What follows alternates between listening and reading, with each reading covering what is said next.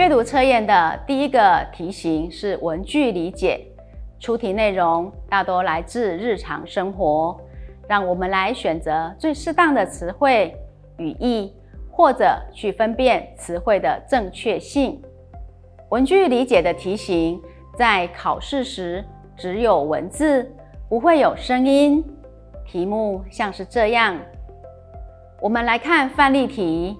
热天时，每种家婴仔空格掉热杯粉，卡唔去热杯煮。选项有撥、fit、散、急。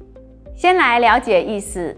题目的意思是，天气热的时候，我们可以跟小婴儿做什么？后面接的字是一点痱子粉才不会长痱子。将选项带入题目空格来试试。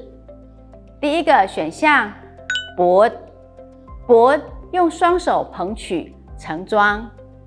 带入空格后，每种家婴仔不掉热杯粉，可以跟婴儿捧一点痱子粉，有点怪怪的。第二个选项 fit 灰摆，带入空格后，每种家婴仔fit 掉热杯粉，可以跟婴儿摇动挥摆一些痱子粉，不太通顺。看看其他选项有没有更好的选择。第三个选项散，洒的意思，带入空格后，每种家婴仔散掉热杯粉，可以跟婴儿撒一点痱子粉。这个选项比前面两个都更合适。